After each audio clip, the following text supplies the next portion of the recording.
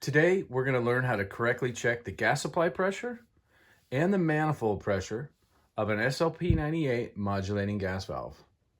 When testing the supply pressure, we want to take the positive side of a dual port manometer. This one happens to be a UEI model. There are several different models out there, but any dual port manometer will work. And in this case, we want to take the positive side of the manifold and we want to check the supply pressure.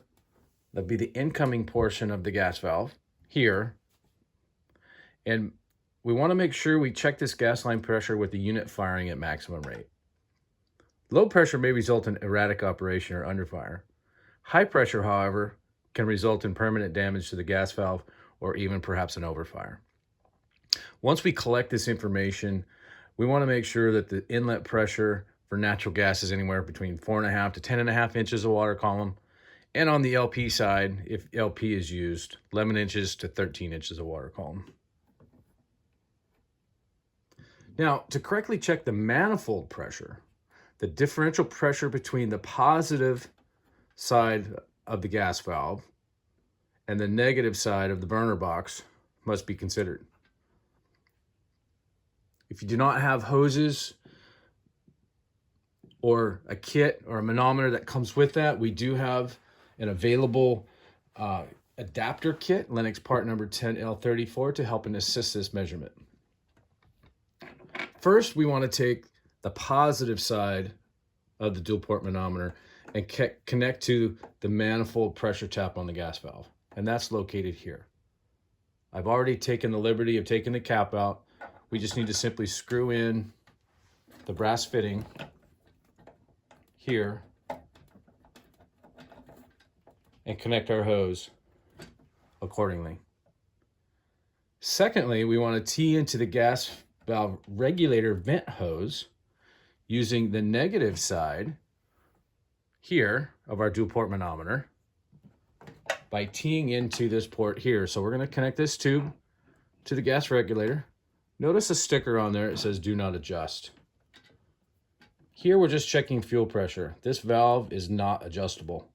So we're going to tee into the burner box here. I also want to note that typically there is a burner box cover on here, but for the sake of this exercise, I do not have that on here now. But when testing this, we want to make sure that that burner box cover is on there. Now that I have this connected to the positive side of the valve and the negative side are teed into the burner box and regulator, we want to start our unit at 35%. We want to make sure this unit runs at 5 minutes or at least till it reaches steady state. While waiting for the unit to stabilize, we want to make sure we notice the flame. Flame should be stable and should not lift from the burner, and natural gas should burn blue.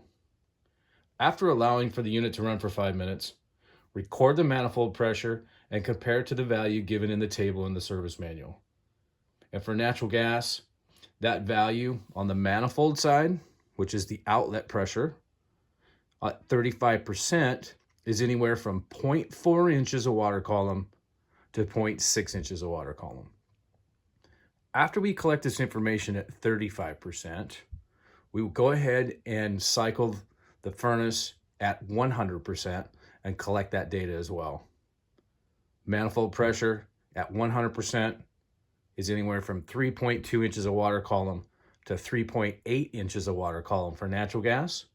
And for LP on the outlet side, anywhere from 9.5 inches of water column to 10.5 inches of water column. Hopefully you found this video helpful in learning how to connect and measure supply pressure and manifold pressure of an SLP98 modulating gas valve. Thank you.